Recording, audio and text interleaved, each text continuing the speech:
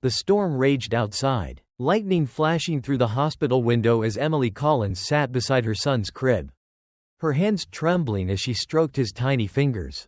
6-month-old Noah had never moved, never even twitched, his body trapped in stillness since birth. The doctors had given up hope.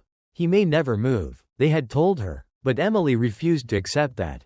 Her world had become a cycle of hospital visits, endless consultations, and sleepless nights filled with whispered prayers.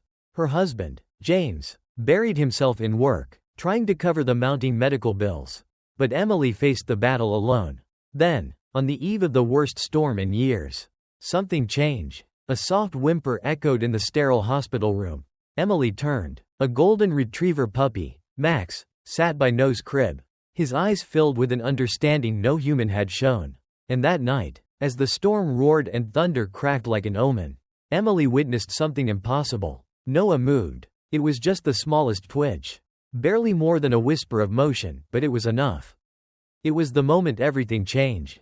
Emily Collins sat in the dimly lit hospital room, her fingers gently stroking her 6-month-old son's tiny hand. The rhythmic beeping of machines was the only sound, a cruel reminder of Noah's condition.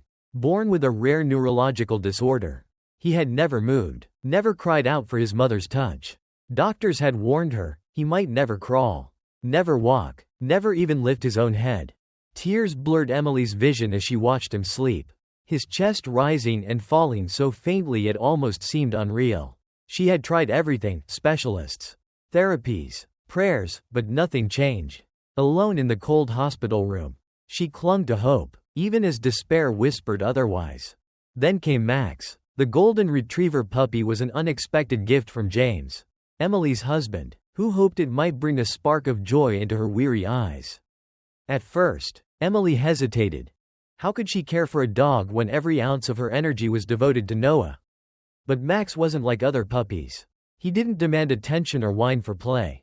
Instead, he seemed to understand. From the moment he entered their lives, Max curled up beside Noah's crib, his golden eyes filled with quiet devotion.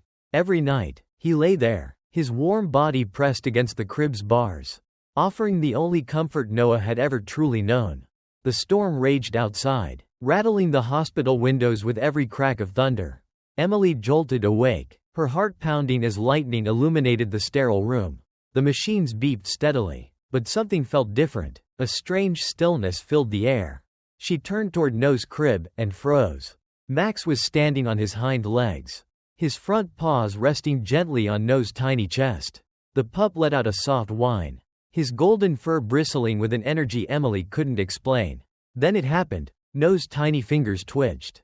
Emily gasped, pressing a trembling hand to her mouth. It was the first movement she had ever seen from him.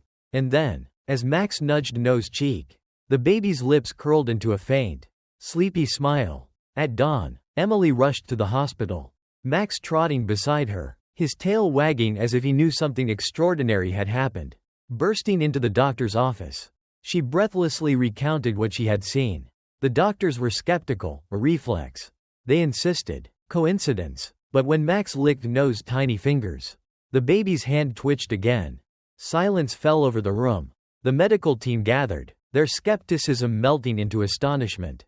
Tests were run, nerve responses checked. Hours passed before one doctor finally turned to Emily.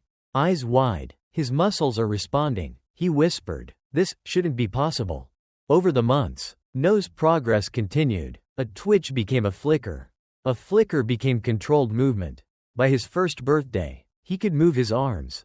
By 2, he sat up. And by 3, against all odds, Noah took his first wobbly steps toward Max, his faithful companion, his miracle.